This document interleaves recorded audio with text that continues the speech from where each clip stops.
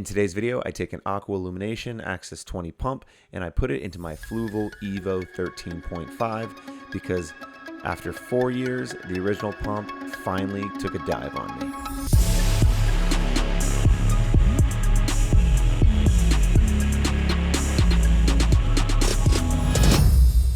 Welcome back to IC Live. My name's Mark. It's been a while since I've posted anything related to fish anyways, especially last year being a rough year. Over the weekend, I had to replace the pump in my Fluval tank, so I figured I'd just go ahead and get back into the groove of things and make a video out of this. So here is the Fluval. I went to feed it, and I noticed that it wasn't really moving water. So I turned the pump off, turned it back on, turned it off, turned it back on, jiggled it to see if it had anything kind of lodged in the intake.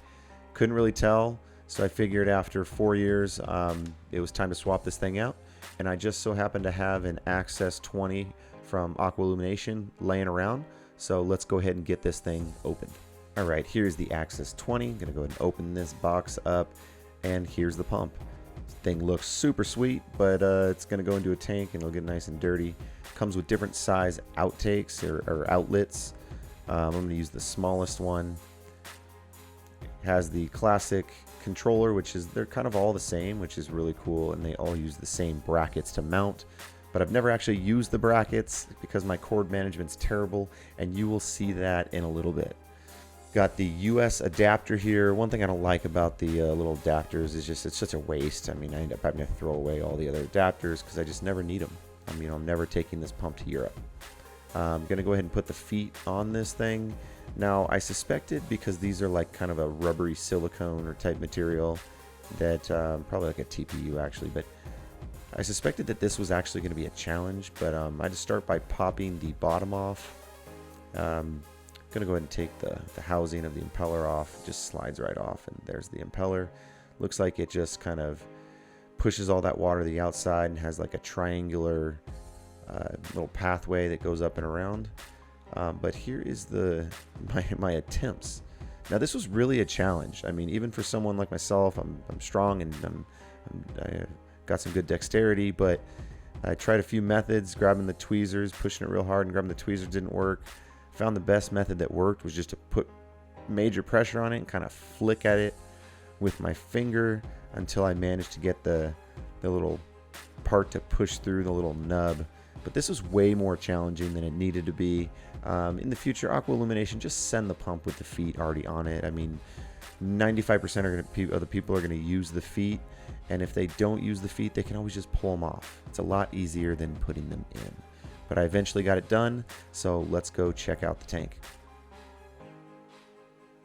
All right, here is my Fluval EVO 13.5, and if you can tell by the sound, it is loud.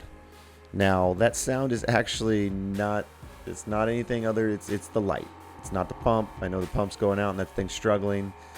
But I think if you watch an old video, I actually accidentally hit my finger into the light and I broke a light blade, and I've actually broken 2 now. So this thing is super loud because the fan on top is lopsided. All right, but here's my pump chamber. I'm gonna go ahead and clean this pump chamber up. Got to get out my my auto top that off bracket. This thing has been amazing. I've never had to do anything with it. It just fits and works every time, which is how an auto top off should be. So I get this thing out of the way. God, the thing's so loud. It's just so loud. All right, I'm gonna do something about it eventually. I did order a new fan, but it never came. All right, gonna turn off all the pumps. Now, got to get this old pump out, so let's check out this cord management. Oh yeah. I mean, that's top tier right there.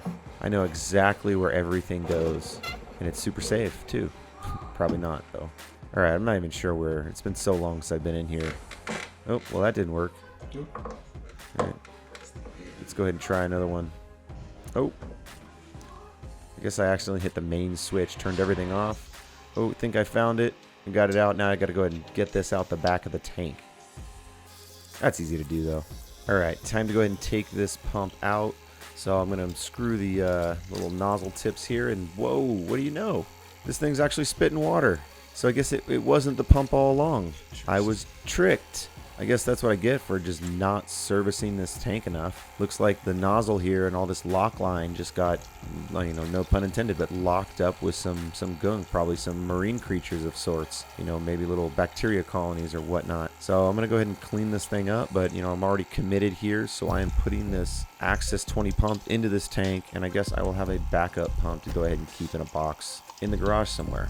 So for anybody who hasn't gotten one of these, I love this thing. I'll probably try to put a link to it in the description, but this is for like pumping gasoline. It just has like an impeller at the end of a long tube, so I can go ahead and just put this thing down into anything. It's battery powered. I use it to kind of fill up my tanks to start with water, so I don't have to just pour a 5-gallon jug. And it was good for cleaning that rear chamber. All right, let's get the tube off. Check out this gunk. Oh yeah, the whole thing's gunked up. Yep, you can see it. All right, it's funny. I couldn't find any pipe cleaners. Everybody should have one. You know, everybody that messes with fish tanks. But what I ended up using was the old baby bottle cleaners. So I don't have any more babies, but you know, don't tell my wife. But yeah, use these things to clean the fish tank. I'll probably just toss them afterwards.